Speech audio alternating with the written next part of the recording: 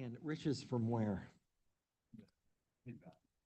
Hidden Valley. Okay, so it's going to be hard for them because they can't see you. So we'll see what we can do and be polite as we can.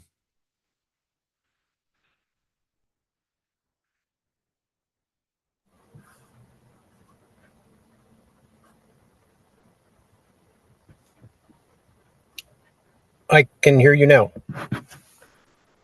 I hear Cameron. Hello. Hello, Cameron. Did we hear Rich? He's muted. Well, we have a quorum. So I think I'm just going to proceed, and when he shows, we'll acknowledge him being here. So I have a motion to approve the March meeting. We had a second. Approve the March 12th board agenda, excuse me. All those in favor? Aye. Aye. Aye. Aye. Yeah. Okay, thank you. And now we have say something positive, and I'm an attorney. I never say things that are positive, but anybody else can join in if they like. We'll start this way. I'll join in. Yeah. So I just wanted to give a shout out to North Valley parents. This last weekend, I wasn't able to attend, but this last weekend was the North Valley Booster Auction. It's an annual event, and the proceeds support our students in so many ways. They raised, I heard, $50,000 this year, which is just outstanding and something that really contributes to our schools. So I just really want to thank all of the parents that had part, the people who attended from the community, and just everybody for coming out to support that event that supports our schools. Thank you. Nancy, you're quiet tonight? Okay, good.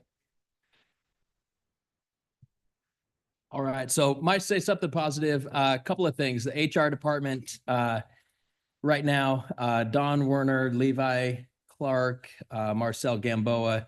It's really a busy time in our office as we prepare contracts, go through the planning for next year, wrapping up this year. They really do work tirelessly, and just want to give them a shout out. And also seeing some coaches in the audience tonight. Spring sports started up, and it's always an adventure in the spring with weather in our area. So I know there's a lot of work that goes into that, getting fields ready, getting the tracks ready. There's just a lot there for coaches, and we appreciate the work that they put in. It's never just show up and do the job for a couple hours and go home. It's always weekends. It's long track meets, it's long games, it's double headers. So shout out to all the coaches getting ready for spring sports. You'll hear from two teachers today about our English language arts proposal to the board for curriculum adoption. My shout out is twofold. One, we had 13 teachers over the course of the last several months since September go through this process. So my first shout out is to these 13 teachers who took time out of their very busy day on non-working days, extra time in the evenings to plan and prepare. So I'm just super grateful for these 13 teachers, and their names will be up on our presentation in just a few minutes. My other shout out is to a super person in my office that's been working just above and beyond. And my shout out is to Maddie Hardy. She works in my office, and in the last 30 days, she has not only single-handedly helped put on multiple events. She's worked with principals to put on Battle of the Books and our science fair with other teachers, and takes care of all of the assessments that our teachers give for part of the PLC process. And she does it with a huge smile. And there's nothing she wouldn't do for anyone in this district. So Maddie, if you're watching, thank you. I appreciate you every day, and just couldn't do it without her. So thank you. And my shout out, say something positive, is we had a training last Thursday and Friday, and we were able to bring together all of our administrators, all of our special education teachers, and many of our general education teachers and supporters together for a training called Yes We Can. And it really focused really for me in my 12 years in this position, the first time on our special education students and how to fully support them in particularly in their general education classes. So they're fully included and making sure that, you know, the teachers, especially our general education teachers have all the strategies that they possibly can to support those students. So just really grateful for our administrators, our special education teachers and general education teachers for thinking about all of our kids and making sure that all those voices are heard. All right, so we were awarded a grant for professional development, and we started up a tech cadre.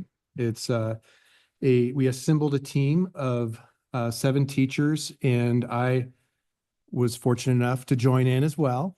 And we have put together 4 amazing professional development sessions that teachers can attend, and they can be paid to attend. I'm really excited about this this opportunity for our teachers, and as well as this amazing group of folks on the cadre: Casey Fall, Quinn Fazio, Chris Green, Kareen Gina, Laura Lynn Towns, and Gina Valenzuela. So that's our team, and we just sent out today an email that talked about the when the sessions are, and teachers are already signing up. So we already have some signups today. Pretty cool. Right on. I'm gonna ask Damian Croson, principal of Hidden Valley High School, to come up for us, say something positive, please. You're not in trouble. Thank you, Dave. You're welcome.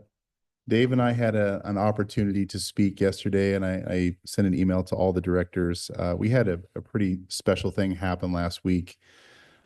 We had a substitute teacher in our building who was in a complete panic. He had dropped $100 bill somewhere between his car and the office, and he had walked back and forth, and he was panicking. And this wonderful student, and we invited her here. I've walked out several times hoping that she would show up. She said she was going to try her hardest. She walked in with this $100 bill, and she's like, "Hey, I found this $100 bill, and it's not mine. Somebody needs this."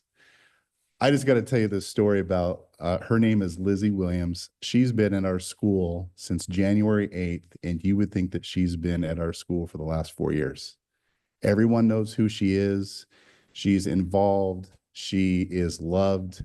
She walks around like she owns the place, because I think she kind of does a little bit, actually.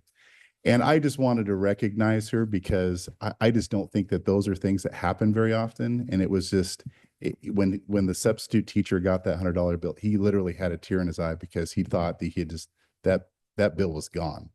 And not on Lizzie's watch. She was going to make sure that he got it back. And I appreciate you sharing your say something positive, but that is just a fraction of who Lizzie is. And I really think that she is a representative of a lot of the students at Hidden Valley High School and in our district. So thank you, Mr. Valenzuela. Thank you, Damian. So Pat, is it all right if I do my say something positive and move right into my board report? Have at it. All It is your right. board report, and God bless America. So All right, here we go. So I have the distinct honor of talking about someone special for my say something positive tonight. 24 years ago, Shelley Quick decided to start serving students here in the Three Rivers School District. And she's been at a few different places, but one of the most memorable for me was in 2006, I walked into Evergreen Elementary School, never had been an elementary principal, never had been a principal before. Shelley was my office manager back then, and has been literally by my side since then. She spent 17 years in this role as board secretary and superintendent assistant. And she's seen a lot of superintendents come and go. She's seen a lot of board members come and go. She's seen a lot, but to dedicate 24 years of her professional life to this district, and everybody knows what impact she's made in Three Rivers School District. And so tonight is Shelley's last board meeting after 17 years. And I would just like to offer her a round of applause and a heartfelt thank you.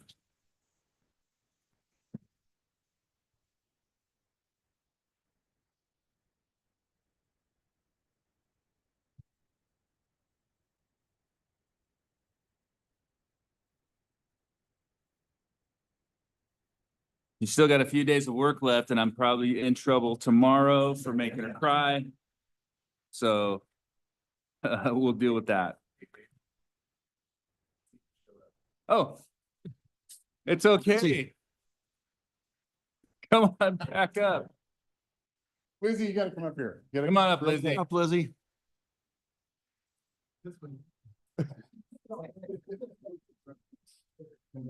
We heard a story about you finding some money. Everybody, you heard the story. This is Lizzie Williams. Everybody knows her as Lizzie Williams, and I'm so honored to introduce you to all of these people and say thank you. And here's just this is a little certificate we made. This is a certificate of awesomeness. Just awesome.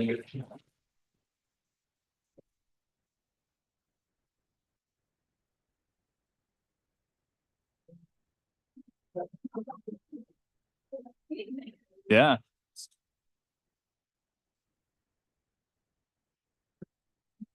Well, thank you for being here, Lizzie.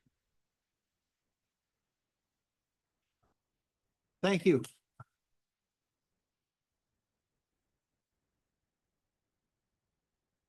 Just in time. That's good. Thank you. Thanks for being here. All right, so superintendent report, just real quick. It's short. I promise we're gonna get to our community partners of the month. We have some really exciting ones tonight. But I just wanted to talk about tonight, you're voting on policy IKF. Which policy is that? Anybody know? Okay, it's graduation requirements. I didn't mean to put anybody on the spot. It is, so what's in this new policy, and it's not necessarily that new to Three Rivers, but what they did is they combined a couple different policies and they added a particular element to it around personal finance education, a new state law that we have to start having that in by 2027. Graduates have to have that credit in there. So we had to add that in there, and in that we didn't make a lot of other changes, but what I wanted to talk about was the diploma options for Three Rivers School District. So in Three Rivers, we have a standard diploma, and a high school standard diploma is awarded to students in grades 9 through 12 who complete 24 credits, and at least they have to have the minimum 3 credits of math at Algebra 1 or higher, 4 credits of language arts, 3 credits of science, and 3 credits of social sciences. And there's some stuff in there around, you know, which histories and civics and those kind of things that they have to have in those 3 credits. They have to have a credit of higher education and career path skills. And they have to have a half credit of that personal finance education that I was describing earlier. Then there's some other credits that they have to achieve. They have to get health credit. They have to have a physical education credit. And then 3 career technical education, arts, or world languages credits, and then 4.5 credits of electives. Now, those standards are set by the state of Oregon. To get a diploma in the state of Oregon, you have to accomplish those things. And that's what our standard diploma is based on, right?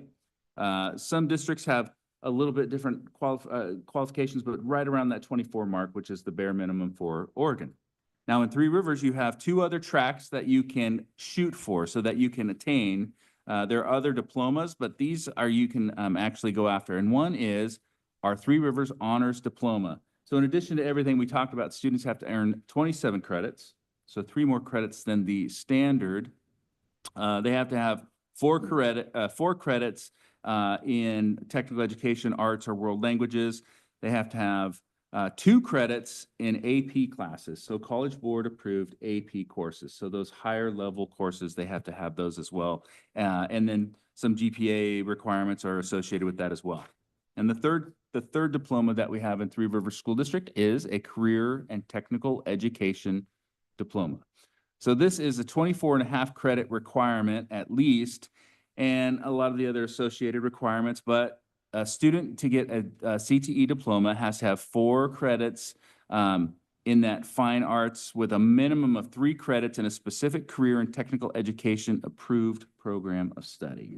So that would be like the whole program of study of ag, or the whole program of study of manufacturing, or whatever that might look like. So they have to commit to one of those tracks and get through that whole set to achieve the Three Rivers Technical Education Diploma. And so I wanted to make sure that as we approach March, spring break, we are getting to the point where you all will be standing on stages and shaking the hands of our graduates. And I wanted everyone to understand that there are these tracks in Three Rivers that set us apart in very specific ways. And I'm proud of the work that the students put into achieving these pretty lofty diplomas. And so there you have it. That's policy IKF, and you are approving that tonight, hopefully. And just wanted us to get everyone up to speed on that. Now, our community partners of the month, I'm going to bring Damian Croson back up because he loves being up on the mic. Mr. Osofsky, come on up. Thank you again for having me up here and Hidden Valley, myself and Sam Osofsky and Shelly Campos. We're really excited about recognizing some individuals today.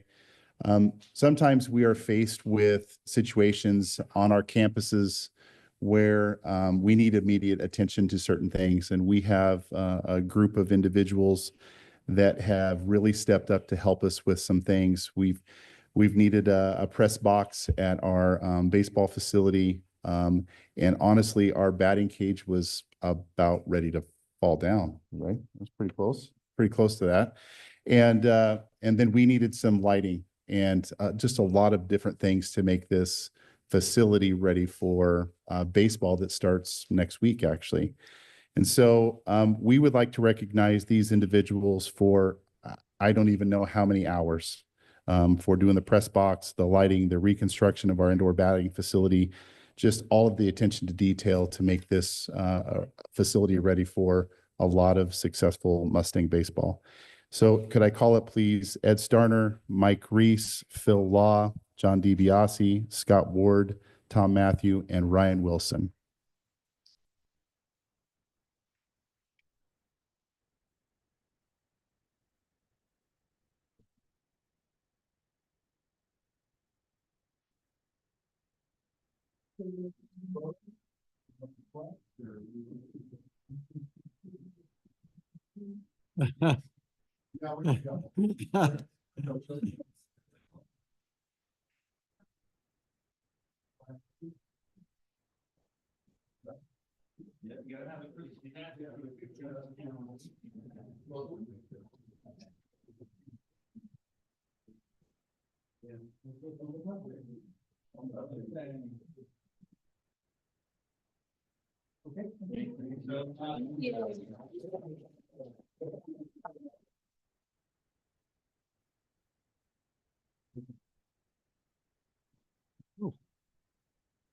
Hey, it's. And I will not be speaking anymore.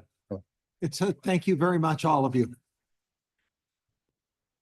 The next action is the consent agenda. And I need a motion concerning adopting or rejecting the consent agenda. I'll make a motion to adopt the consent agenda. We have a second. I'll second. Okay. Well, all those in favor? Aye. Aye. Rich, are you there over? Cameron, hi. Hey, good.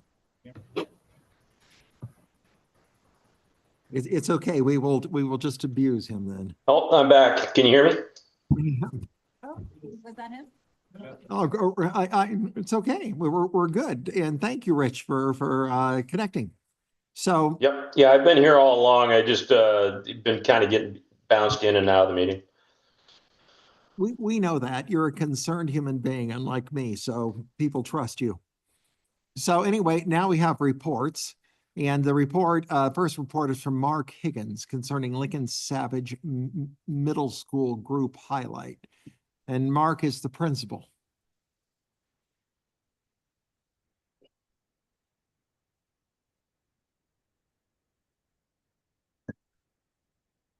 Well, good evening. Thank you for letting me brag about my building tonight. I got the phone call. I don't think I'm going to remember all of this Yes, off the top of my head, but there's like communication. A week ago asking me to put something together. So tonight, we're going to talk about one of our elective classes, environmental exploration. It's a class that our counselor, Mr. David Rude, kind of put together the idea this year, not really knowing how many students were going to want to partake in this. And currently we have a waiting list to get into this class. It has become one of the most popular classes that we have on campus. And Mr. Rood is doing just an incredible job of including not only the students' voice, but community members, and getting the kids out there looking at options in environmental sciences, maybe through a different perspective. So, Rob. So I'm not going to read every slide to you. The primary purpose is just to introduce students into the food system, how their food is grown, prepared, packaged, shipped, sold, all of that kind of stuff. And with each of these, Mr. Rood is also taking the opportunity to talk about a career pathway for each step. So Times the where a kids client are- has come in and, you know, they have Rob, go on to the next one. Okay. Next slide. Okay, thank you. So, a byproduct of this class is we also have an elective where one of our science teachers is teaching a cooking class. So the next step is we're introducing a greenhouse on campus, hoping that we can grow some of our own food for the cooking class, and then also partner with the local food banks. And I have a little bit more information about that later in the presentation. But it's a hands-on class. We've had multiple community partners in. We've had pigs on campus. We've had horses on campus. We've had goats on campus. The kids have taken trips to, I think, 4 different locations currently. 2 more locations planned here in the near future. I think Mr. Rood's wife is bringing in her show horses next week. And also our life skills program will be a part of that too. So they'll get to see that. But the kids are gaining some practical experience. Next slide, Rob. Like I said, very hands-on, project-based, and he's really giving the students the opportunity to lead where they want this class to go, which is awesome for middle schoolers to have that kind of voice and power. And I think that's also a reason why this class is becoming so popular, is the students are invested and they feel like they get to determine the next step. Next slide. So like I mentioned, the career exploration, Mr. Rood is doing a really nice job of bringing in diverse perspectives and people that may have found their path a little differently than others. A lot of folks didn't start out in this field of work, and they've been able to talk to the kids about how they went to college, or they didn't go to college, or they went to college and struggled. And then that just the pathway, that there's never a dead end if you don't give up. And that's been a huge message that he's been trying to communicate with the kids. Next slide. So here's a few of the partnerships that Mr. Rood has put together. He's met with the FFA leadership, a bunch of nursery owners. We have a local nursery owner donating the entire greenhouse setup. Currently we have a program that comes in at the end of the year called Girls Build, where it's a program that introduces young females into the trades. I was on the phone with the director of that program today. She was asking what they can do to support a program within our building. And I think we're looking at either a shed or raised flower beds, things like that. So it's really gaining a lot of momentum. I was able to go in and talk with the kids. Being a former fishing guide, I was able to go in and speak to the value of wildlife throughout the state, the revenue that generates in either the guiding profession, the out-of-state tourism dollars, how our commissioners set policy around wildlife related topics. Really interesting for me to get back in the classroom and share with the kids. Next slide, Rob. Students have gone to the Josephine County Food Bank. They've seen the entire start to finish process, and it's one that the students have picked to be one of their key allies and key partners, which again, the students are gaining that other perspective of being servant of others and giving back, which is a huge lesson that I think we all could have used or learned earlier in life than maybe most of us did. Next slide. One of the upcoming visits is going out to the White Oak Farm and they'll learn about sustainable forestry. Mr. Rood has made deals with a couple of different farms where when they visit, a tree is planted in honor of each of the students. So it'll be a lasting memory. And I believe he is also trying to get some donations so that we can plant on our own campus. So he has really thought this program out. He's homesick today or he would be here with us. So I get to be his voice. Next slide.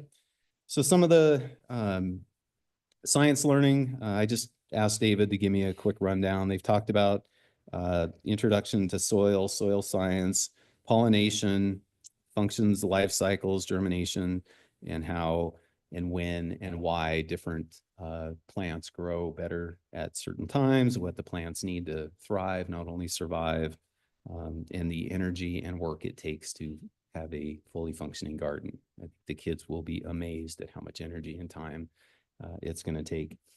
So some of the investigations that he runs the kids through, the Oregon forests, wildlife, livestock breeding, and the different breeds, and then some of the careers in ag that are available to the kiddos. And the last slide. These are some of the partnerships that he's developed and currently developing more. Anytime we can get the community into the classroom and actually talk to the kids about how they found their path is so valuable for the kids. You know, a lot of times we think the college route is the only option, and that's not true. And these people are proving that and showing that to the kids, that where there's a will, there's a way. So that grit and perseverance piece has really been a valuable piece to it. So the next steps, like I said, this is a class that kids are waiting to get into. The sign up is long. We're hoping that this is going to continue to be a springboard to our Hidden Valley family and their ag program and get those kids invested right away as they step onto campus as freshmen. They have a purpose, they have a goal or an ideal that they're shooting for. We hope that this continues, and I don't see any reason why this is going to slow down anytime soon. So huge shout out to Mr. Rood and the kids. They're working their tails off. So appreciate you guys letting me present in front of you and speak and brag about my building a little bit. And if you have any questions, I'd be happy to try and answer them on Mr. Rood's behalf.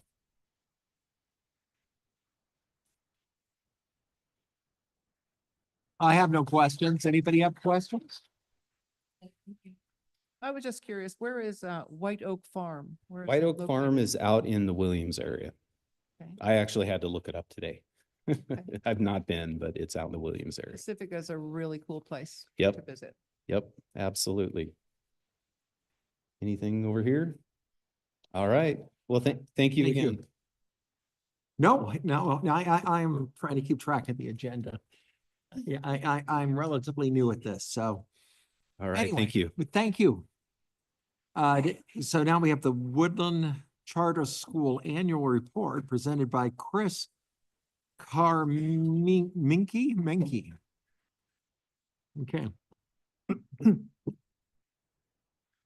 Good evening, Three Rivers School District School Board. If we have not met, I am Chris Carmenke. Thank you, Pat, for pronouncing it correctly. It's remarkable. It's the attorney work in you. So No, it's German class. got it. Yes, indeed. I am the Education Director at Woodland Charter School, and it is my honor to present this annual report to all of you here, School Board. Thank you. Next slide, please, Rob. All right, first, we're going to talk about our student demographics. This school year, we have fluctuated between 208 to 217 students, which is our largest enrolled school year to date. Our current capacity is 220 students with a class size of 25 for grades 1st through 8th grade and a class size of 22 for kindergarten. And we do serve kindergarten through 8th grade. And on this pie chart that you can't see super good is our demographic information of where our students come from. So we have approximately 2/3 of our students come from the Three Rivers School District. They do have priority to enter into our school, and that accounts for about 140 students. We also have a pretty large slice of that pie coming from the Grants Pass District 7 that come to our school and are now enrolled in Three Rivers School District. There's another surprisingly large slice of the pie It's pretty small overall, but we actually get quite a number of students from the Rogue River School District. And I feel they come specifically because they're interested in the Waldorf education model that we provide. And so there's a pretty large number that makes the drive all the way from Rogue River. And then most remarkable is that smallest slice coming all the way from the Medford School District. All right, next slide, Rob. Okay, a little bit more about our staff. We have 2 administrators, co-administrators, myself, the education director, and Terry Rothenbach, our business director. We have 12 teachers, kindergarten through 8th grade, and 3 specialty teachers. And we have 10 administrative and support staff. We also have a charter council, and our current charter council, which is our board, has 4 members. And we have actually 4 nominees to fill some of our vacant seats in the process right now. So we're going to be a growing board. And to let you know just a little bit about the dedication of our board, we have 2 founders of the school. The school has been around for 13 years, who are still serving on the board. And the member of the board that's been with the school board currently for the least amount of time has been there for 6 years. So we have a real steady core that's been overseeing the policy and finances of our school. In addition, we had some new programs this year. The one that we'd really like to highlight is we received a grant to purchase some mountain bikes. And so we've been able to bring our students mountain biking on Fridays and a little bit during the school day. So really exciting program for our students. And we have developed more and more partnerships over the last few years.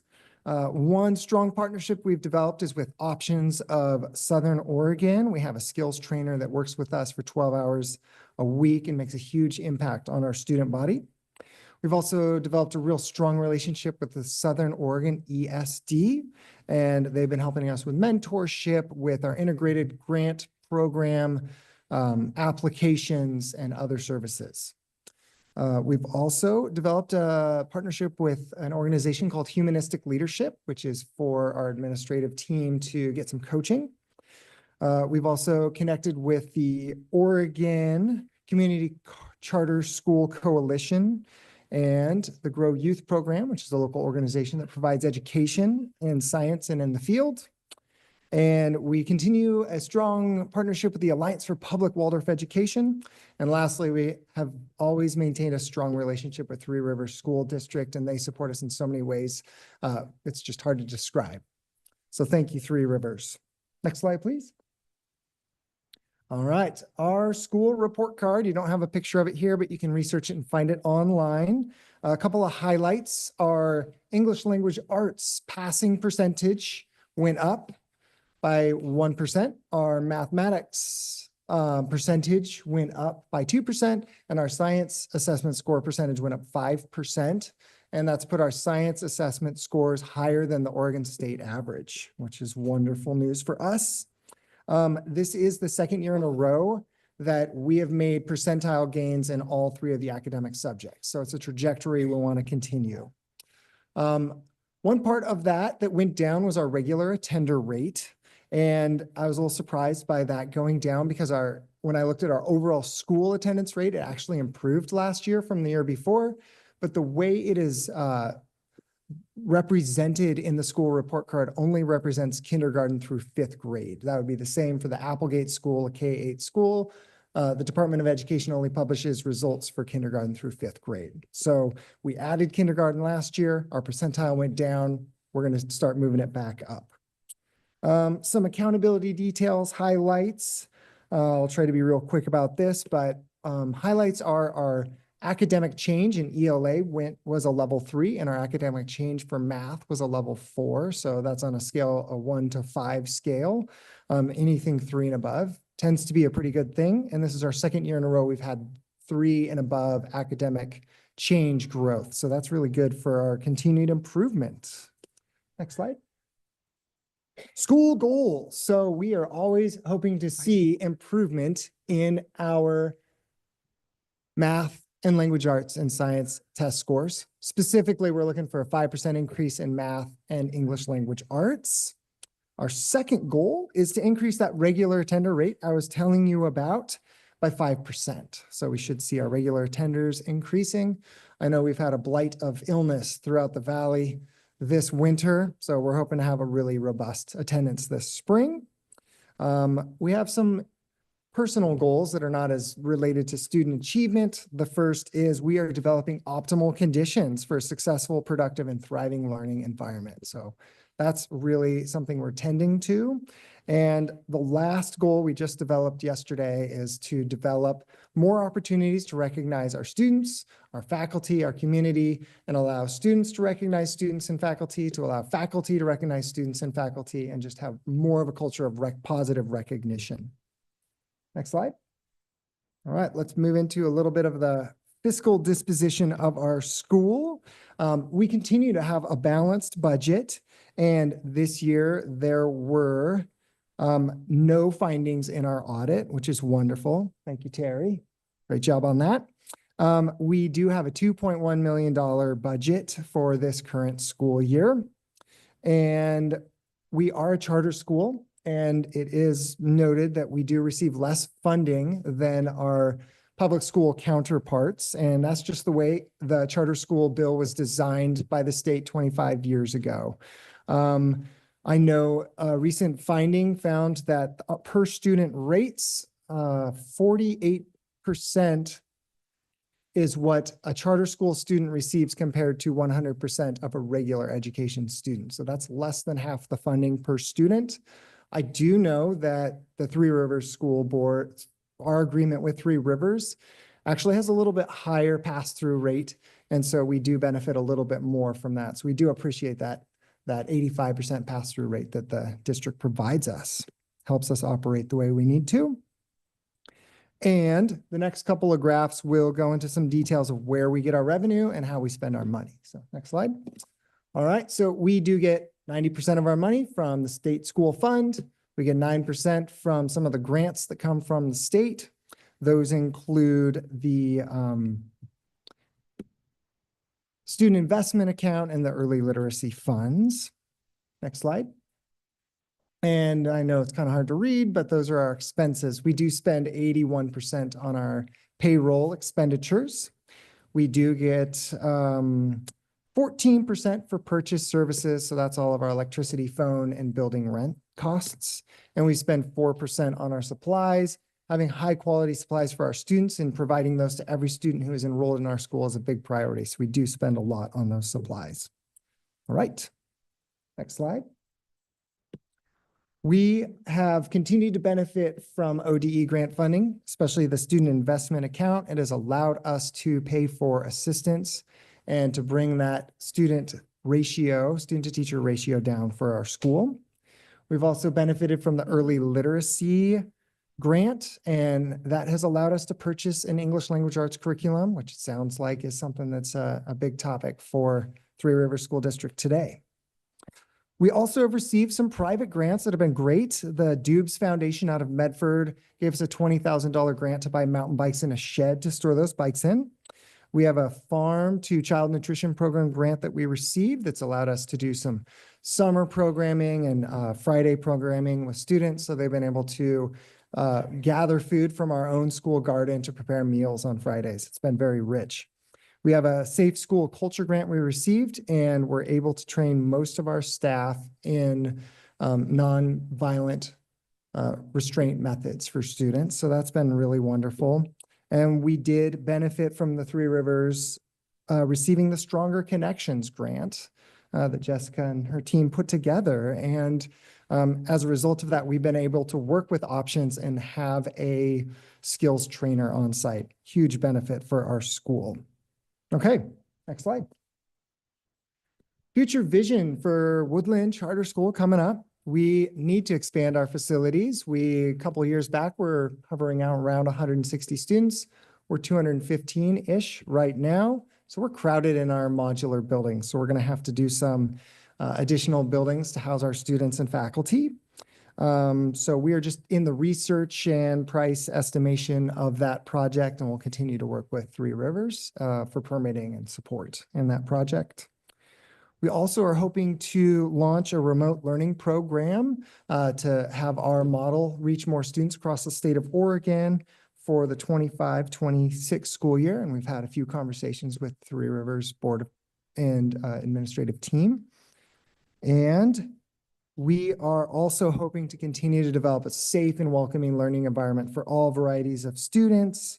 And one of those projects we're working on is a culture guide that will allow all of our faculty to have an understanding of how we need to operate and all of our students to have a clear understanding of how we operate to make our environment optimal.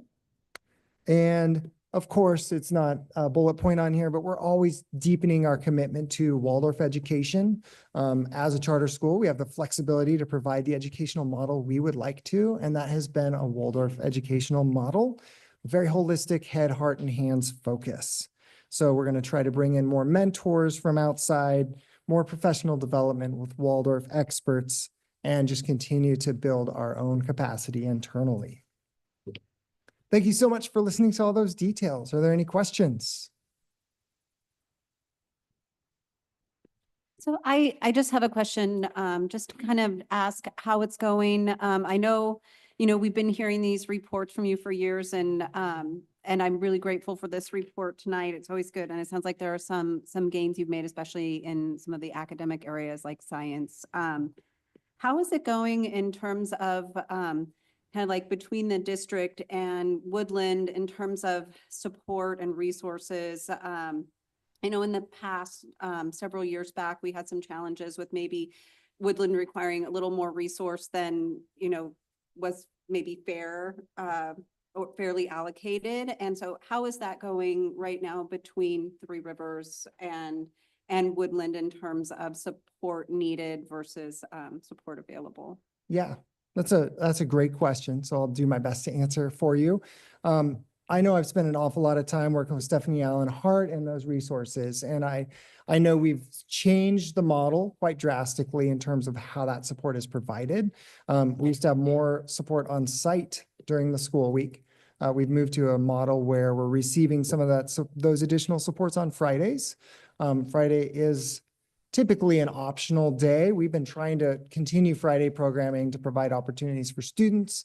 But some of our students, especially those with IEPs, do need some specific supports. And we also want to have them fully integrated into our Waldorf model. So they've ended up attending on Fridays, depending on each individual student's needs.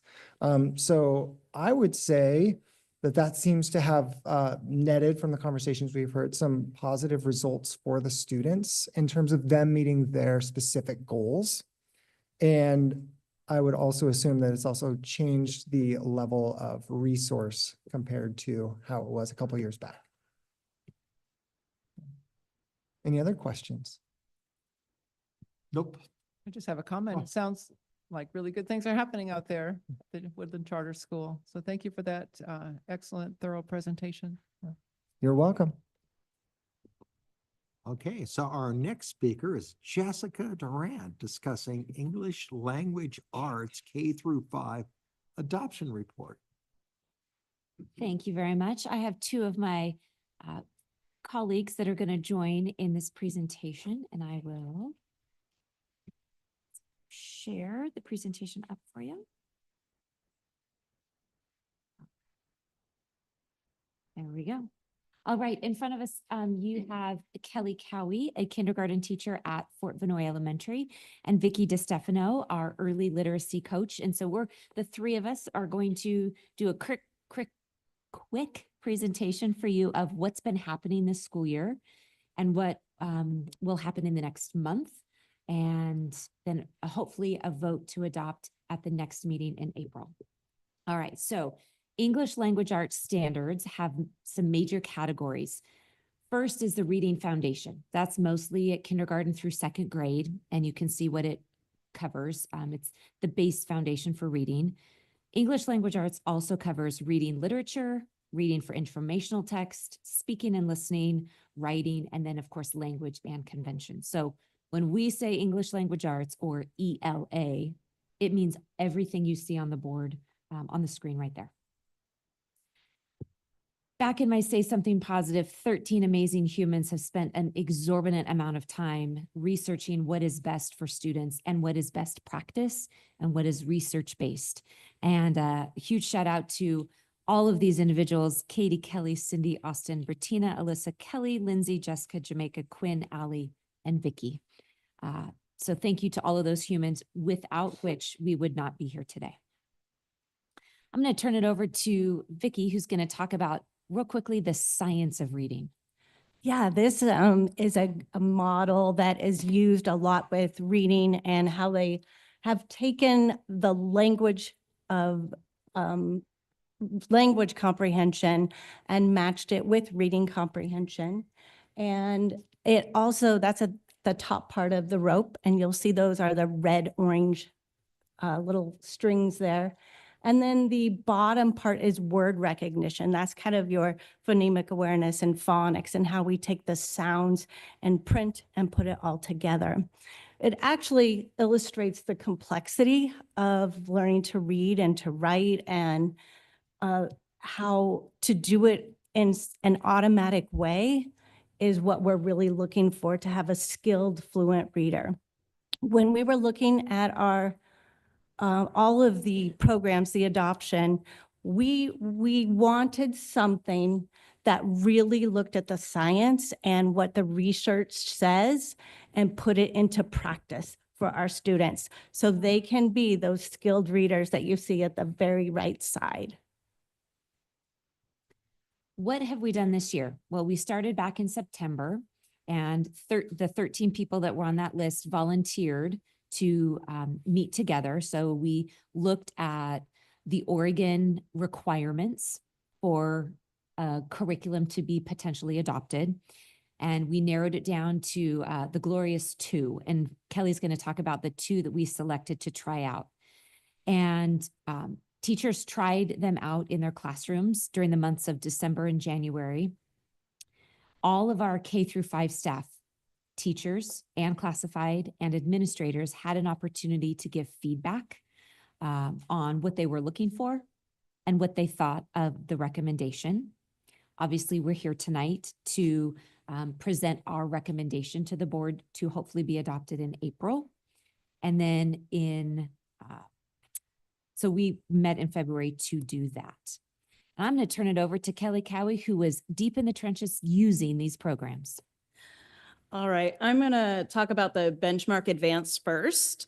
That curriculum is set up a lot like the previous curriculum we've used in the past, with a Monday through Friday type of lesson overview where you do similar things every day of the week. In those type of curriculum, they will often provide a lot of different pieces of everything that's in that rope, like anything that would tie into the text that goes along with those, the text that goes along, sorry. Day. So there's a lot of different pieces. You've got the sounding out of the letters. You've got just all the different areas that go with the different standards. And so with curriculum like that, you have to take the time to really look at it and plan accordingly. What am I going to use from this unit? What am I going to use from next unit to make sure that you are meeting the needs of all those students and hitting all the standards throughout the year? We found that there was a huge variety of materials, which was nice to have. A lot of different types of books, lots of different worksheets and workbooks and things. At the same time, there was so much, and the teacher materials, both online and even the guides themselves, were a little ambiguous and tricky to navigate and find out what the intent was in using all of these pieces of the curriculum. So we found that took us lots and lots of our prep time just to try to sift through it to make sure that it was being used in the most effective ways. Moving on to the Amplify CKLA curriculum. Those teacher editions are set up very straightforward. They are set up, especially the primary grades, I think it's K2 or K3, have both a skills set of lessons and then the knowledge set of lessons. So you can target different skills through each of those. And each one of those pieces is set up in a very sequential order throughout the entire unit. It's not set up Monday through Friday, which we found would be a little tricky on a 4-day student week. So, and I really liked how each unit built upon what was in the previous unit.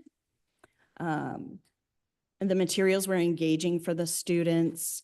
In the primary, they're really able to access some really higher level thinking with the literature stuff, because what happens is you've got visuals for the students that are primarily just pictures. And so then the teacher reads aloud the material. And so you can get rich text and rich conversations with really young students, which helps to give them those foundations they need as they move into the upper grades and start reading this for themselves. So let me see, is there On anything else? February 5th or 6th, when we had all the snow days, this is just a testament to the committee.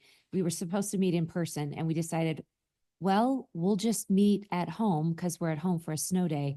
And so we all got on a virtual meeting. So that's a testament to the committee. And at that time, all of the teachers voted together And we came up with the recommendation to go with the Amplify CKLA.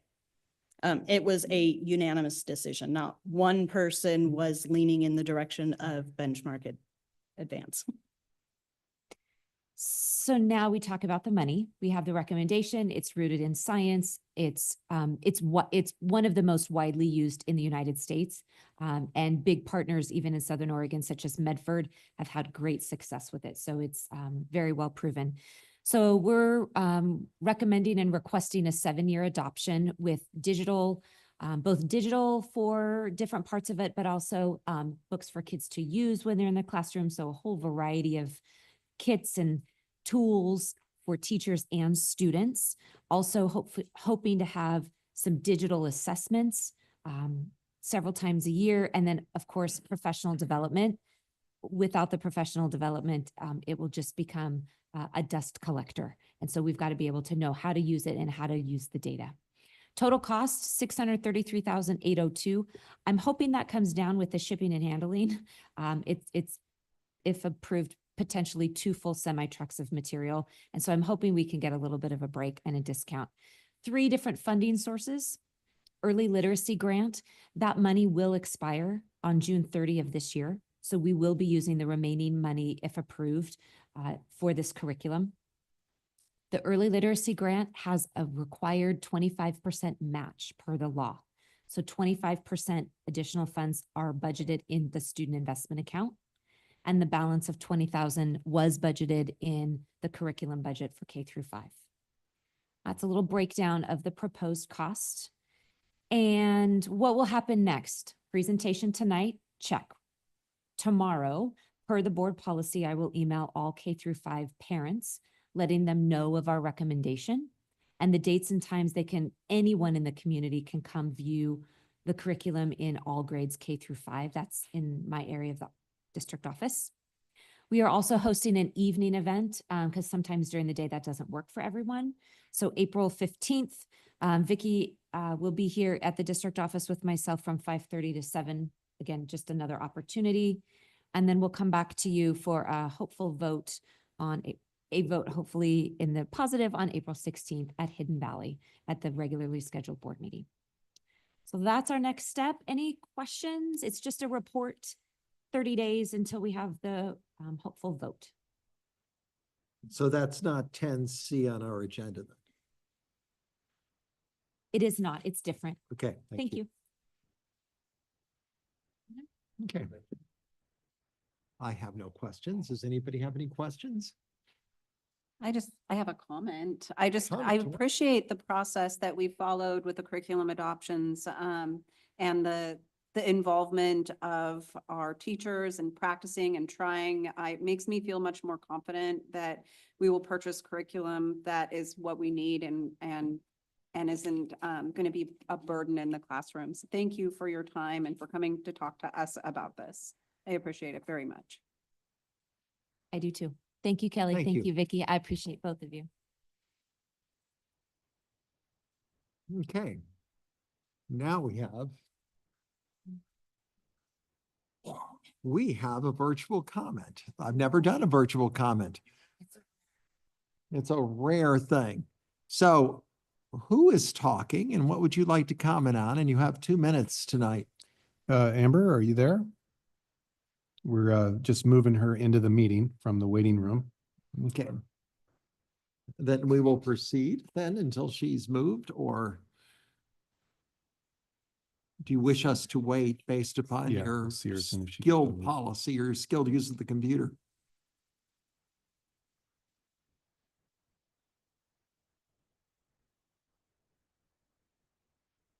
Hi, can everyone hear me okay? Yes. Yes, we can hear you, Amber. All right, great. Thanks for having me tonight for a couple minutes. I just wanted to quickly do a shout out about the positive impact that Three Rivers School District is making in my life personally and the life of my community. I wanted to give a shout out to Mr. Fall and Mrs. Gorley. They have developed a STEM elective with curriculum. They pulled in resources and equipment and supplies from all corners of the universe. And my 6th grader and his friends, and this is a quote, they say it is the best class ever. So I love hearing that my student and his friends are so excited and so engaged at school. And I know that his teachers are really making a huge effort to provide that engagement. And then I just wanted to shout out to the Williams Elementary Arts class and Miss Brooke Turner Welch for the Lego self-portraits that are displayed at the Williams Branch Library. They're super fun and creative. The students imagined themselves what they would look like if they were a Lego character and drew them. And parents have been stopping by the Williams Branch Library to view them. So that's been really fun. And then I also wanted to shout out and just extend my gratitude to Three Rivers School District staff who put on the Battle of the Books every year. I've had 2 students do it several years in a row, and it's always been such a great experience. It's such a good time. Everyone makes it such a good time. If you want to go to an event in Three Rivers School District that just has all the feels, it's Battle of the Books, in my opinion. And my student had a really great experience again this year. So thank you so much for all the work that all of you do to make school great for kids and engage in your communities. I appreciate it. Thank you. Okay, it's I'm putting Shannon Newberry first because I have a quick comment to make on public comments, and her topic is public comments. Is Shannon here? Thank you, Shannon. It says Shannon Newberry, or maybe Sharon Newberry, and it says comment. Is this yours? Yeah, that's an HAU. Okay, well, thank you. I don't know everybody's names. I'm sorry. You got 2 minutes, and I'm sorry you have 2 minutes, but after your 2 minutes, I'll say just a quick comment, but go ahead. The little tossy button. Good evening. My name is Shannon Hauberg. I am a parent and I reside in Three Rivers School District. Thank you for the opportunity to speak today. I come before you with a request regarding the public speaking portion of these meetings. I respectfully request that we prioritize parents within our district to speak before other citizens during the public comment portion of the meetings. As we know, the work that's done on this board directly affects the children, families, and educators within our district.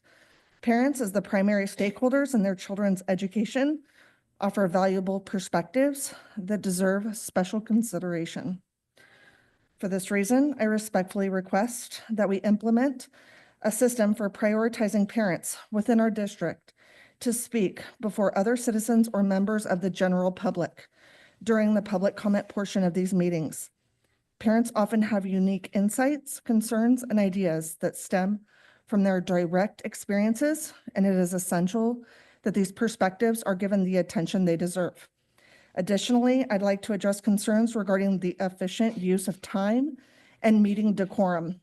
We've seen instances where individuals who are not directly involved with the district take up significant amount of time without contributing relevant feedback. This can result in delays and prevent others, especially parents, from having the opportunity to share their insights. I also propose that we reinforce the rules for public comment as emphasized by Robert's Rules of Order. Speakers should direct their comments to the board, not to the audience. This will help preserve order and ensure productive dialogue, keeping the focus on the educational issues at hand. Prioritizing parents in this way will streamline meetings, foster more focused discussion, and allow for more meaningful input from those who are most invested in our schools. Thank you. Okay, for thank you. For my next 2 cents worth, and I'm going to bring it up during agenda meetings. I don't like this format. It's too short. Many of the things we discuss are incredibly complicated. They involve court cases, state laws, etc. And I'd just like a night, and I will repropose it again, that the board is here, we make no decisions, and you can talk, we can all talk in a civilized atmosphere and listen to what we have to say, listen to what the teachers have to say. And we make a nice evening out of it because this format at 2 minutes is very limited. And there's a lot more that people have to say. And I respect the public. They vote for us. They provide us money. They come here. They put their kids in school. And if you want to speak to me for a half hour, I don't mind you speaking to me for a half hour. It's just that at such a meeting, we could not make any decisions. So I'm going to try to schedule that for everybody so you can talk your little hearts out because you deserve to be respected. And we can discuss that later and how to set it up. So anyway, thank you. The next one is Nigel Hruska. Nigel? You're discussing bullying tonight. I think. Okay, so there's an epidemic of bullying going on in the Illinois Valley. For example, I'm going to read you some things from some parents. I can't be the only person that has noticed that the bullying is getting worse and worse. Every other day I'm calling and coming to the school because some kid has put their hands on my kid or got their stuff stolen. My kid's best friend was killed from Lorna Burn because the bullying is so bad. My question is, WTF, can we as parents do about this? Lorna Burn School is famous for bullying. Not sure if it's the nature of the kids or the poor control by the administration, which is why I drive my daughter to Grants Pass every day for middle school. Earlier this year, a bully was bullying my kid with special needs by putting pine needles in his mouth. My daughter stood up to him and told him to knock it off. And then he got into her face. So she quit him. He smacked her. So what I'm coming to is the parents are getting a little bit desperate out there, David. And there needs to be more action on all the school board members, getting back to the parents immediately. See, these are their kids, and you guys have to deal with this right off the bat. So when you're bullied, you don't want to go to school. You don't want to wake up and go and deal with that stuff. I experienced it, and you know what? I actually enjoyed it. It made me a stronger man. But these kids with social media, it is impossible. So as grown men and women, it's time to stand up, call these parents back, like he was talking about, have a 30-minute discussion with them. And now, for example, when my daughter Jada, who's out there with her kids, the grandkids got in trouble, she got expelled for fighting. Boom, simple. And when she got in trouble by the cops for breaking into an apartment, I told the cops to put her in jail, and that's where she went. And if I didn't do that, she could be a criminal today. So as grown adults, we have to stand up, put the kids who are in trouble where they need to go. No excuses, even if they are special needs. It's unacceptable. So I am gonna run for school board member in Illinois Valley, so I hope somebody will support me, because I'm gonna be here to support the kids and the taxpayers and the parents. And Thank you. Have a good night. I want you to know that bullying is serious and painful. I was bullied through 1964 to 1968, and I'm still mad, and it's 2007 or 2024. So anyway, we will address this as best we can. So Rick Nelson is our next victim, our 2-minute victim. Hey, Rick, can you turn that mic on, Rick? Yeah, thank you. Got green. Thank you, Mr. Assistant Chair. I would like to comment on that English thing. How come our English program's not working now? We got to have a new $6.5 billion English program, but I guess it's not working because you look at the scores in the state, we're way down low. So when I was taking my teacher training 25 years ago, whole language was the latest thing. It was going to teach all the kids how to read. Dong, it's gone. It's gone. It's gone forever. I want to talk about lies and truth. I'm old. I've seen a lot of lies in my life. Started with Vietnam. They said, we're fighting for democracy. Well, the people that we were fighting run that country today. Same in Afghanistan, Iraq, and all the other places we stick our nose in. The government lies to us. We get lied here at school too. They're telling kids, when you're born, you're assigned a gender. But later on, you think about yourself as somebody else. That's right in the curriculum. I can be a girl if I want to. That's a lie. The prince of lies is Satan. How can we sit here as adults, educated people, and teach lies? That's all I want to say. Well, thank you, Rick. Next, we have David Lamel, and he's discussing his swan song, and I didn't know that swan sang. On song. Yes, yeah, I know, but I have good news for you. I'm supposed to say something cheerful, except my wife might come after you tonight.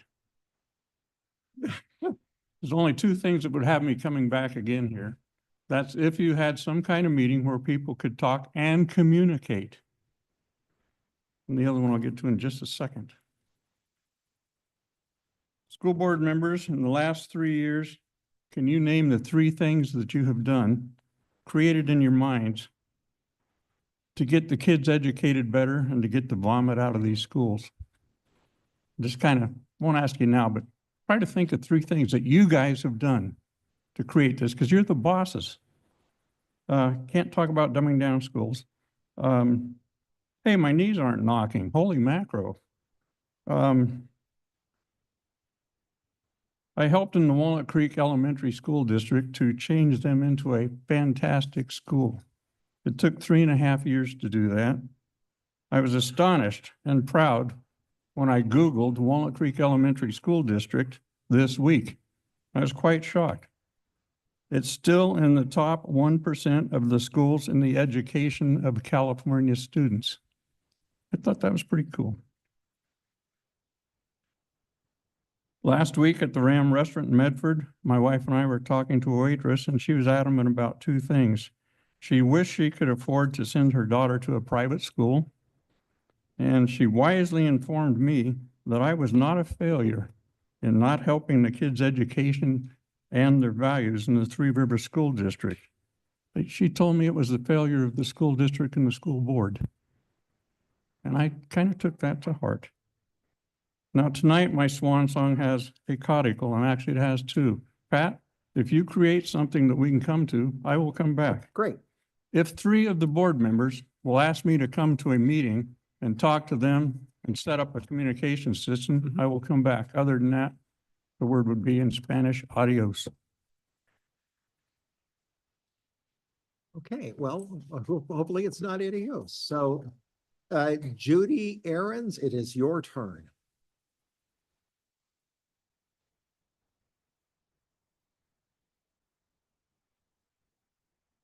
Good evening, board members and staff. Judy Aarons.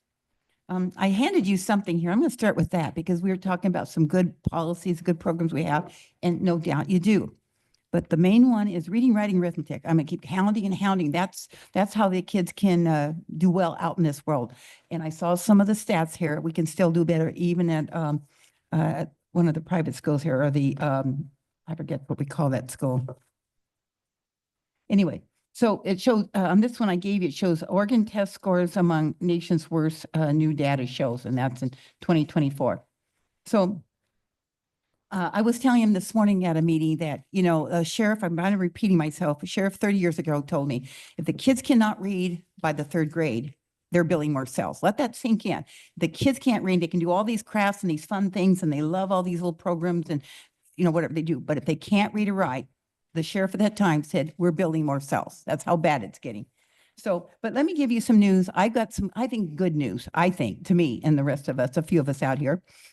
With Trump taking his presidency, I don't know if you're familiar with Linda McMahon, but she's a new Department of Ed person at the federal level. And guess what she said on the review the other night? She says, my job is to eliminate my job. Let that soak in. She wants to eliminate her job because she feels like that we don't need a Department of Ed. Look at where all the money has gone, unfortunately. And what have we raised going back to this? We're the worst in the nation. That's at the national level too. Other countries are doing much better than we are with what I see, what we're wanting to spend on money, the new budget here. So, and one of the programs that Trump was talking about is DEI. Let that soak in. If we have any program here that has to do with DEI, I'm going to say it nice. You can kiss your money goodbye.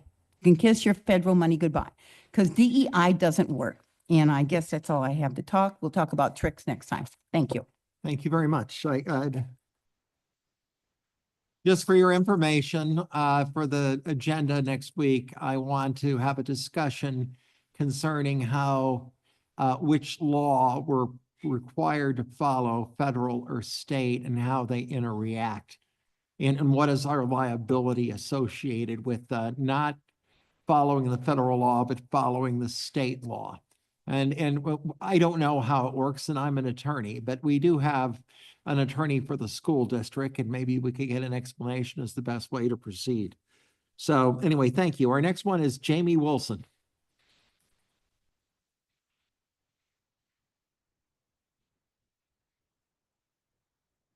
I'm Jamie Wilson, and I've got grandkids that I raised through the school district here, and my daughter through public school in Jackson County. And, I just wanted to say I thought it was great that we are starting a program or have a program called We Can. And yes, we can. But the question is, will we? We're concerned about what laws, federal or state, we're going to be following. We have laws from God that we really need to follow. And God says to train up our children in the way they should go. And we're not training them up. If we're among the lowest states in the country, and our country is among the lowest scholastically in the world for public education, we're not doing our children any favors. We are condemning them to slavery if we don't do it better.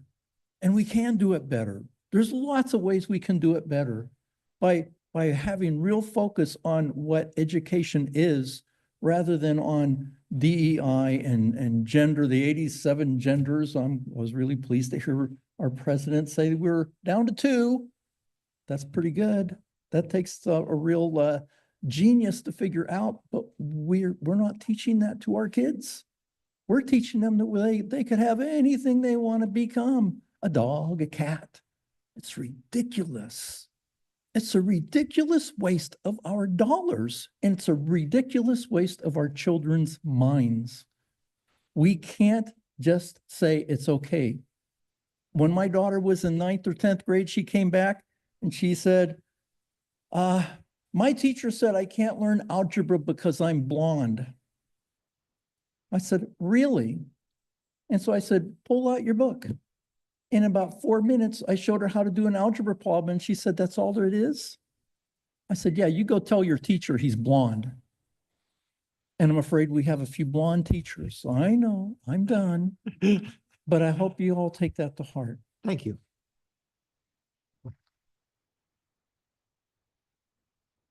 So our next is Mike Dempsey. Dempsey.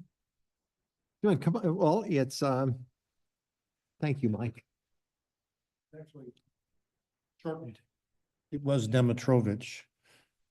So, thank you for having us do this forum and having us speak. One of the things I was going to talk about something, then somebody handed me this about the low scores in the state of Oregon. And I want you to think of two names here, Alex and Chris. Alex went to Hidden Valley and Chris went to North Valley.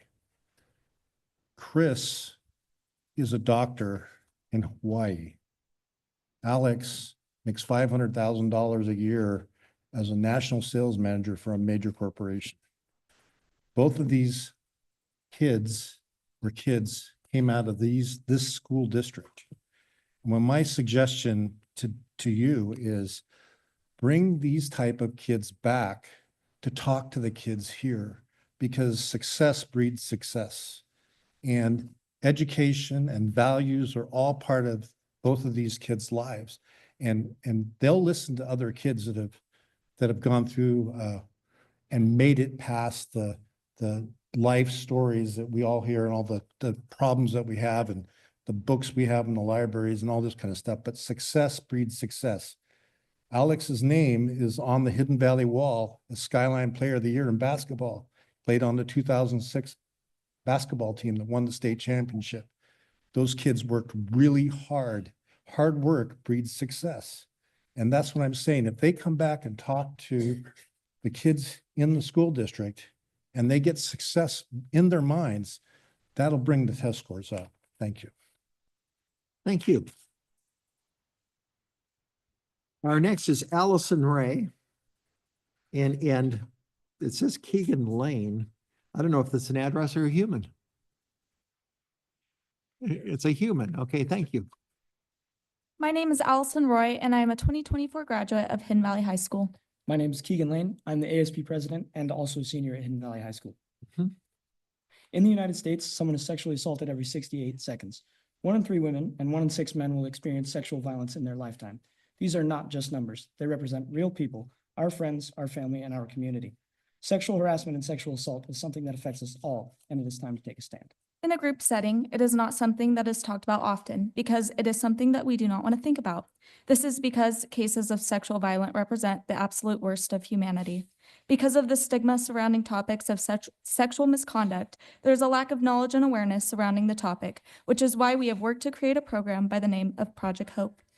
This name references the National Sexual Assault Victim Hotline, and it is meant to show victims of sexual violence that they are not alone. This project will include an assembly presented by nationally renowned speaker Ashley Bendixson, who will speak on topics such as consent and sexual and domestic violence. Following the assembly, there will be visual displays such as the What Were You Wearing exhibit and representatives from the Maslow Project and Women's Crisis Center of Grants Pass to be available as resources for both staff and students. To put this project on, we have partnered with the Josephine County Youth Foundation, Josephine County Sheriff's Office, Jackson County Sexual Assault Response Team, Women's Crisis Center of Grants Pass, Maslow Project, and more to give HV students the best possible experience while learning about such a sensitive topic. Project Hope is set to take place on April 3rd, 2025, and we would like to invite you all to attend. The assembly begins at 9:30 a.m. and directly after it concludes, the visual exhibits and resources will be open for both students and staff. We have brought paper invitations with all of the important information as a reminder if you'd like to attend. We hope to see you all there. Thank you for So your time. where is the place and what is the time? So Hidden Valley High School at 9:30 it starts. I did bring these paper invitations. And I am aware that they say March, it is April, but attached on the back, there is a school schedule for the day. So I will just Well, pass these out. Okay, you're gonna give it to me. He's responsible. Yes. Okay.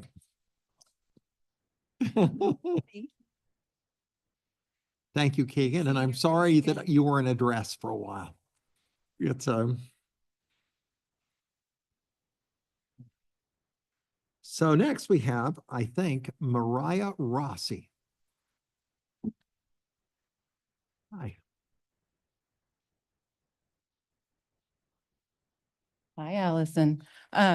So I wanted to speak today because as you all probably know, we have been challenging several books. I just got back a denial of one of my challenges for the book's Haters. So I'm going to read some to you. She guided me onto my back and pulled the bottom of my briefs, and I pushed them over my knees and my feet, and I was completely naked and not hard at all. She straddled me and pulled me on top, pulled her top off, and her breasts flopped out, and I heard them more than I saw them. She reached behind herself and kindly and carefully took my not hard dick into one, and pretty soon I couldn't really think about anything else. And pretty soon after that, I was hard, and she took her hand away, and I heard opening a little crinkly package, and I felt her put the cool plasticky middle of the condom snugly on the front of my dick, like she was shrink wrapping it. And I felt her fingernails through the plastic, like the legs of a crab, fingernailing her their way down my dick. She rose up a little and adjusted her panties and breathed harder and opened her mouth. And her breath was like vegan fritters and farm animals, and her eyes were dark, and I saw them very clearly. Somehow, her hair was stiff with chlorine, and it itched like straw on my face.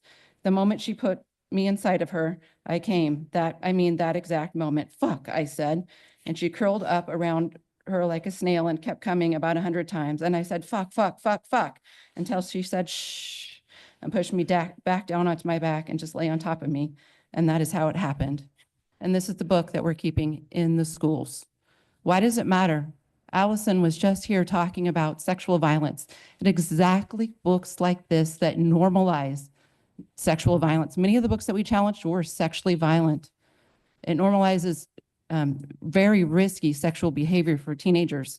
There have been many districts throughout the country that have pulled these books, and they all fall under the same Supreme Court rulings, Pico versus Board of Education, that you all used as the excuse to keep these books in the schools. I hope you reconsider. I am officially challenging it to the school board, although the letter did not explain that I have that right or how to do it. Thank you.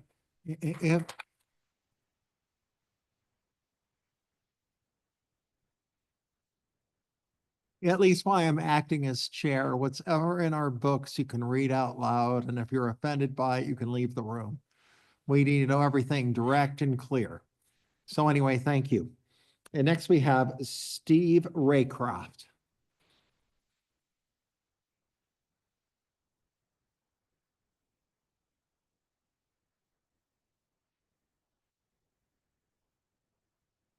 Thank you, board, for the opportunity to speak tonight. I want to be respectful, even though I have some hard things to say. And as always, I'm here because I believe Jesus is calling me to stand up for the children and for their innocence, as much as we can protect that innocence in our school districts. In case it was missed at the last meeting, I'll share this again. The policy 1B, freedom of expression, that was read tonight and approved, says school-sponsored media prepared by student journalists cannot contain material that is obscene, pervasively indecent, or vulgar. Isn't it ironic that students are held accountable to this standard, but the administration is okay to purchase and place school libraries these same obscene, pervasively indecent, and vulgar materials in our libraries? Is it a case of do as I say, but not as I do? I was, and we were hopeful that the challenge to the obscene library of books would be upheld and the books would be removed once the content was identified. Certainly intelligent and well-meaning adults who say that they are committed to teaching and protecting students would make the obvious decision to remove the books. It does not appear that this is the case. I shouldn't be surprised, since we live in a culture that not only allows, but even promotes the abortion of defenseless children in the womb, that we have this kind of decision. I'm guessing that I'm still learning how far this insanity can go.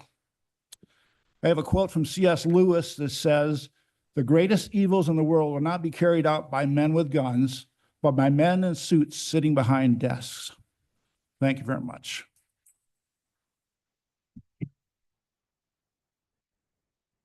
I'm safe. I don't own a suit anymore. So anyway, I thank you all. And If you want to stay for additions to the agenda, you won't be able to talk, but we're going to have some serious additions concerning that. And you're welcome to talk to any single one of us after the meetings. You just can't talk to us as a group. So anyway, I thank you. And we have action items now. And I do not have this in my possession, so Rich Halstead is going to deliver this. And Rich, are you with us? Rich? Okay, they're going to track down Rich over the telephone. I am unmuted now. Okay, thank you, Rich. You are in charge of discussing the superintendent evaluation summary. So if you Yeah, could- so in front of you, and you've all had a chance to review this. I didn't hear anything after we had the agenda meeting, is the superintendent evaluation. That is just a summary of the discussion and attributes to how Mr. Valenzuela is doing as superintendent. Okay. Now, do we need to approve this? Yes. Okay, so I will entertain a motion to approve the superintendent's valuation summary.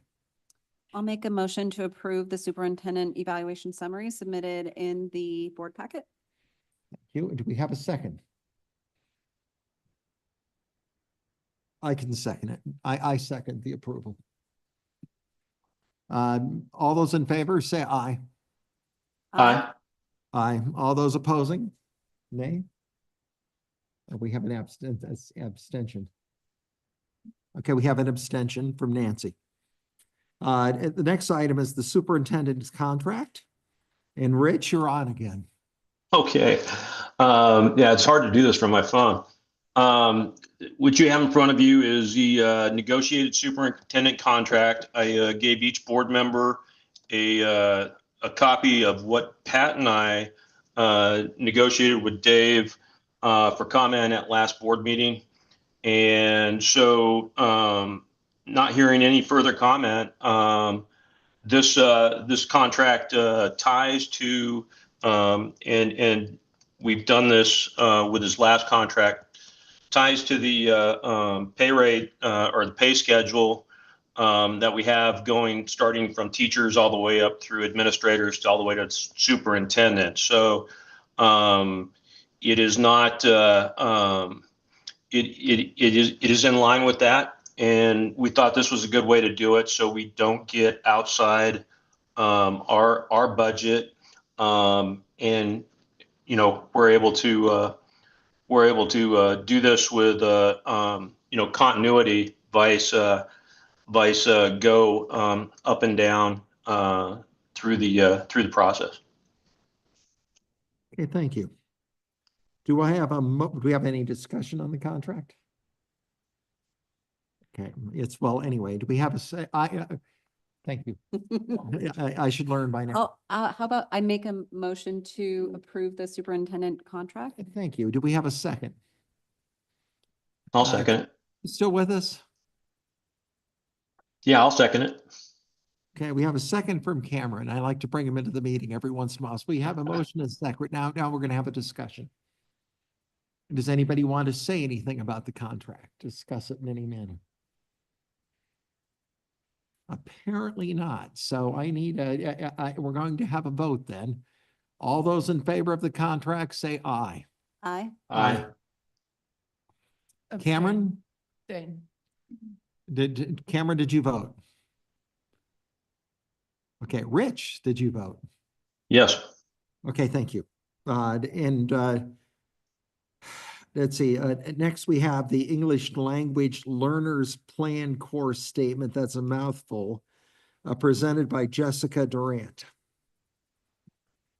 Currently, right now, we are teaching at Hidden Valley a class for English language development, and all students are in the same class earning elective credit. And the desire is to actually split it out based upon the proficiency that students have acquiring the English language. So this is being taught currently right now by Quinn Fazio up at Hidden Valley, and this will more accurately award credit to students based upon their development of the English language, where English is not their primary language. So it's taking it and making it more detailed, and all of it is for elective credit. Have any questions? Do you need us to vote on this? I do. Okay, do we have a motion? I'll make a motion to approve the plan course statements for English language learners. I second that motion. All those, well, now we have discussion. Yes. Any discussion? All those in favor? Aye. Aye. Aye. We have an abstention. That's good. Hidden Valley High School Boys Volleyball Cooperative Team, presented by Casey Alderson.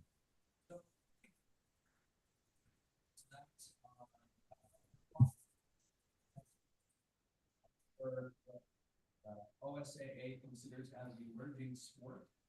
So OSAA is looking to expand the offerings that they have at the state level for sports. And as an emerging sport, we're gathering to see who is interested. See if there's interest in our schools. We have some students from Hidden Valley that are interested. Some students from Grand Rapids High School will be able to co-op together. And then they would be able to play against other schools in our region. Okay, well, that's not controversial that I can figure out. So I'm entertaining a Can I- motion again. Okay, I'll make a motion to approve the volleyball cooperative, how do we say this? Hidden- Board report? Is that the way it is? Okay, thank you. Okay, we have a second. I second it. All those in favor say aye. Actually, can I'm I just sorry. ask a real quick Yes. question of Casey? So, Yes. I just am curious financially in terms of the budgets that we have approved that include our athletics. What would the impact be to other sports on inclusion of this sport in terms of like busing and all that stuff? Yeah, it's a good question. It is one that there will be some cost to it, but we're looking to make sure that we're offering the right things for the students in the building and what they're looking for. And so the more opportunities that we can add, the better. So we'll make right now as an emerging sport, there'll be fundraising. It's not a paid position as far as coaching goes. It'll be a fundraised sport, sort of like a club. And so we'll see kind of how it goes this spring, see if there's interest grows. And that's part of being an emerging sport is the state's kind of just looking to see if there's interest. They've kind of heard like a groundswell. They've had a lot of club teams. There's also other sports.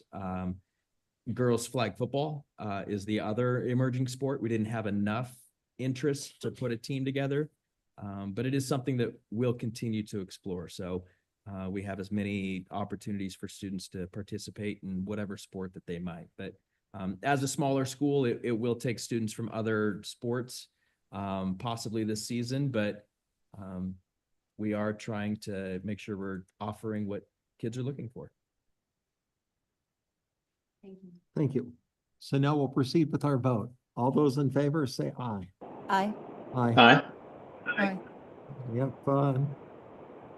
I couldn't hear 5, but it's approved. Next we have communications to the board. No action, read only. So I think you're on, Mr. Valenzuela.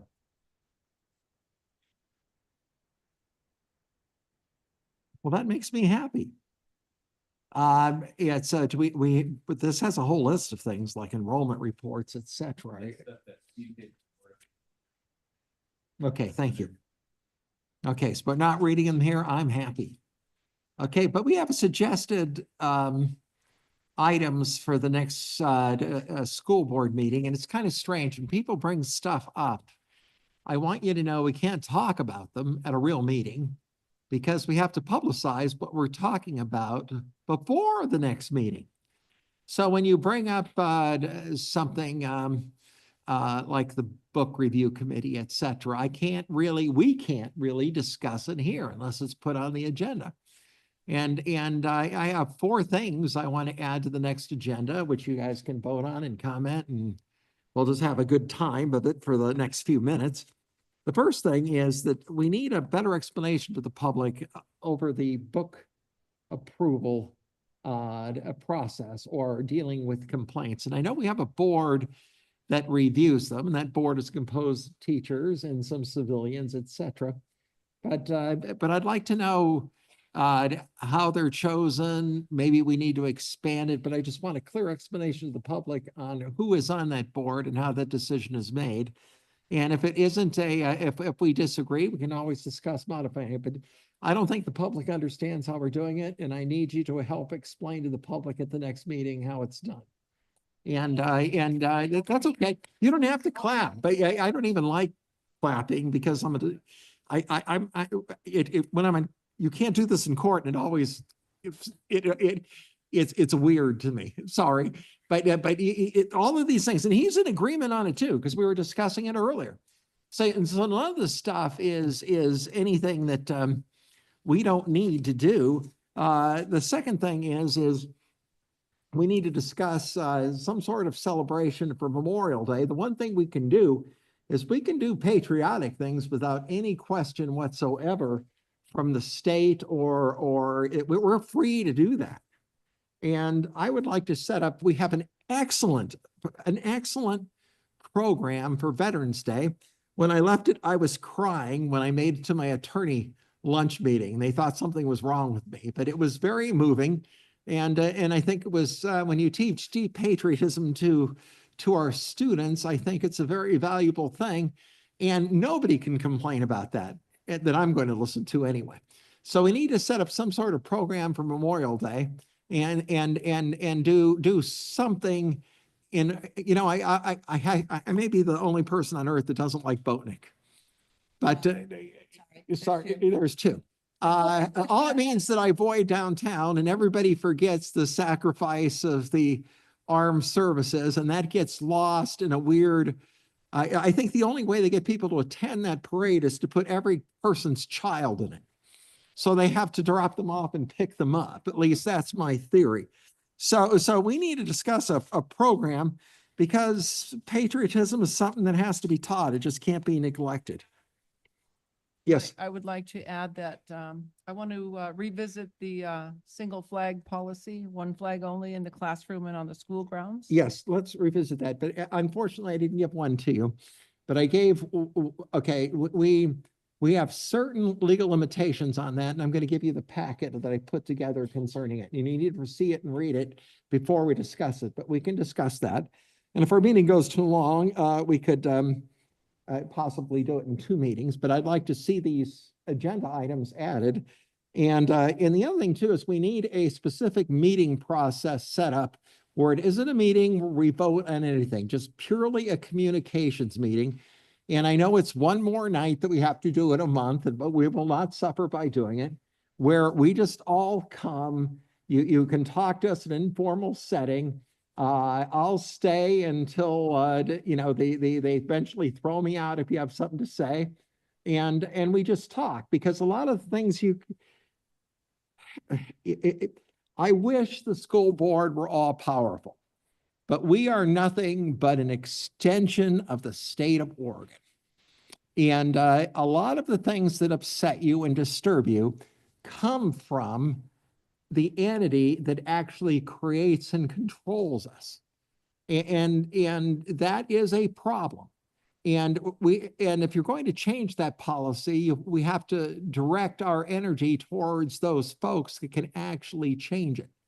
So anyway, so when we get into discussion, let's say the flag policy, there's a case in Newburgh where they found that they find the school district in the they banned the LGBTQ whatever flag and a Black Lives Matter flag from a classroom.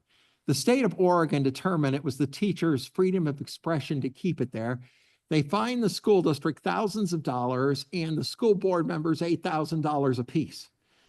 So this is my example of the state we live in. We live in a strange state. There's a famous case out of Roseburg where somebody was mowing their front lawn nude, a guy. And that he was charged for indecent exposure, and the state of Oregon Supreme Court says that's his right. So some of the things that happen in this state are outside. There's cases, there's opinions, there's liability, and it informed. I can't do the discussion in 2 minutes or a quick response to a 2-minute thing. So anyway, and so that's why we need a night where we just show up. Maybe we can throw some couches out here and then we just talk. And anyway, the format is bad, and we can do it a couple times a year, or if you find it valuable, we can do it more often than that. So I want to discuss having an open meeting where people can come and chew us out. And so that is okay with me. And the final thing is that we have a new president, and he's making policies concerning DEI and other considerations like male and female sports.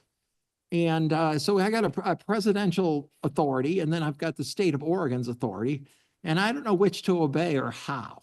So I'm considering asking the district's attorney. This is not my cup of tea. I foreclose homes, if you want to know, and I sell homes, and I do estates.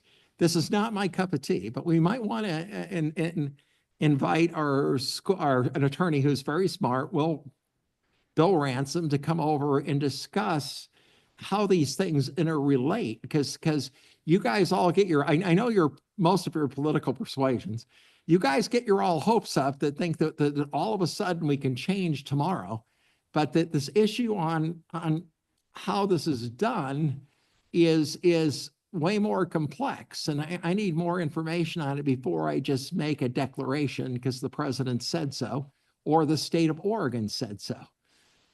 So anyway, those are my thoughts. But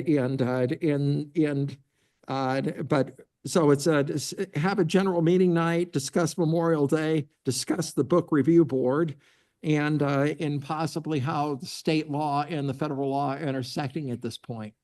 And anyway, so what does everybody think? I talk too much. I'm sorry. Well, I have another item I'd like to bring up and maybe talk about as a board. And again, this is me kind of thinking back over the time I have spent as a board member and how board meetings used to be years ago. And kind of where I feel like we've gotten away from that. And it used to, so school board meetings are held in public. There are meetings of the school board with representatives, commenting, reporting representatives from the district and superintendent. But they're meetings for us to talk about school business together, Yes. discuss those items that are open to the public. So the public can see it, then opportunity for the public to give us input. I think we've gotten away from that. And I feel like the majority of our meetings are spent speaking not to each other, but Yes. to the audience, withholding a lot of what could be valuable discussion on items. And I don't think any of this show back and forth is supporting our goals related to teaching and learning. And so what I would like to talk about, whether it's in format, I know our neighboring district sits at a table facing each other. That might help if we actually looked at each other in meetings rather than away from each other. But I would appreciate talking about how we can functionally support better communication and meetings between board members so that we can talk about our fundamental purposes, which are helping our students with teaching and learning. So by mixing the two, we're being inefficient, and that's a very good point. But very weirdly, the audience, you have no right to comment at this meeting at all under state law. Yeah, same way with the county commissioner meetings and meetings of the city council. Yeah, so you could just come here and watch us talk, but you guys you're talking about improving education, but we also have to talk to you about funding education. And we can't fund unless you're proud of what we're doing. So we have to accomplish both objectives as best we can. And perhaps not mixing the two might be a good idea, but we have to have a special time where they can come and discuss. And if we don't get support from the public, we don't proceed, because I spent a year studying the district and listening to what was said. And you know what our biggest problem is money. It just comes down to that, is money. We can't have German class because we don't have money. We can't do this because we don't have money. And we get money by getting students and having a superior school system that people are proud to send their kids to, and you guys are willing to vote to support via levies, et cetera. So anyway, that's it's a sad thing. I was looking for something more complex or something deeper meaning, but in truth, money is the biggest impact on this district, and you're an important part of providing money. And I had a nice lady talked about parents, but anybody who votes and pays the taxes should be able to comment. It's because they're part of the whole that makes this thing work. And if the voters were over here and they don't communicate to us, we will never get anything passed. I'm hoping, I promised Dave when is your retirement? Who knows? But anyway, before my retirement at the end of the thing, I want a levy passed to fix the roofs. And unless there's only two things that has to happen to do that. Well, they have to understand the need, and the people have to be capable of paying it. I don't think people are capable of paying it right now because of our economic issues. But certainly in the next 2 years, we can explain what the school does, try to communicate with the public better, and get them on the side of the school district in order to get it passed. And we got a couple of years to do it, at least before I quit. I don't know about him, but I want to, sign a little spot on the roof that at least we gave our students non-wet classrooms. I've even considered doing the horrible thing of asking people to sponsor the trash cans that collect the water. Yeah, but so there are things that have to take place, but as long as the community is separate from the school board and separate from the students, it will never take place. And so everybody here is valuable. The teachers are valuable. And you teachers, if you're still here, you don't talk enough to these people as to what you really do for a living and the struggles you have.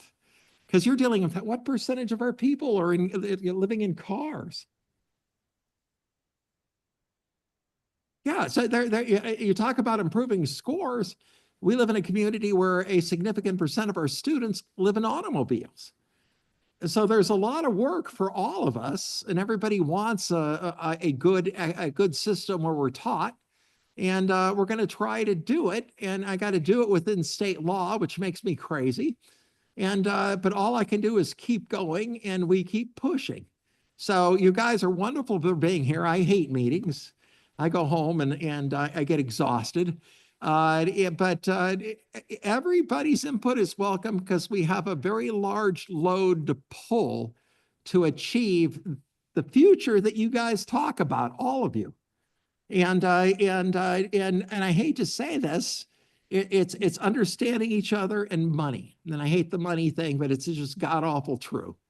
And so we'll have our better communications. Well, hopefully, if we vote on it next time, we'll discuss a system for doing it, and we can work together to do it. But you got to understand our limitations. We're not all powerful. The trick of the state is I've watched them do it for 25 years, or 45. I've been around. What the state does is take away a significant portion of the power and have a local group be their face. We're the local group. And so you come here and you tell the local group how upset you are, how things need to change, how we need more money, how we need better curriculum. That's just to divert you here. And so anyway, I think it's, I love you all coming, by the way, but we can work together to fix this. But I think they set this board up and this community up to be a punching bag, so they don't have to face the consequences of their poor decisions. So you can take the most, I'm tired of being a punching bag for their poor decisions, but I don't have a lot of authorities to just set them aside. Matter of fact, if he's in compliance, and I want you to understand this clearly, if there's a compliance issue with the Oregon State Board, he's been really good. And I hate to tell you this, people, he's been wonderful. He's got to navigate all kinds of channels to make things work. And I gave him a glowing improvement. But if he just said, Pat, we would say the sexual curriculum, if I say, I don't want that, we vote for it, we all say we don't want it, we'll fire you. He can do it anyway, and we can't fire him. And if we fired him, we would get we would be sued significantly. So that's how they take it away bit by bit. Because you think I control Dave. Nobody really controls Dave. He's pretty strange, all things considered. But that's what we have, and you got to understand that. So it's a very difficult, complicated fight, and we just can't address it in 2-minute sound bites. So anyway, that is my lecture for tonight. And I don't care what side of the political perspective you are. Everybody wants good schools and smart kids and a better future. And I need everybody to cooperate, and I need you to talk civilly to each other and respect each other, because we're not going to get anywhere doing what we've been doing for the past 20 years. So anyway, that's my lecture for tonight. I'm sorry. So anyway, thank you. I'm going to adjourn the meeting. And when is our next meeting? April 2nd at 6 o'clock. Any special place? 4 o'clock where? PM. April 2nd at 5 PM. Where? Here. April 2nd, 5 PM A work here. Session. And let's see if we can fix these things. Is that Hidden Valley? The 16th is at Hidden Valley. Would you like me to read it? Yeah, go ahead. All right, I will read the future meeting dates. Wednesday, April 2nd, board work session here at the district office at 5 PM. Wednesday, April 16th, regular session board meeting at Hidden Valley High School at 4 PM, after the student panel at 2 PM. And that is it.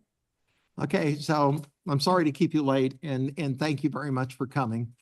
And I'm going to go home, and that's it. I'll see my dogs.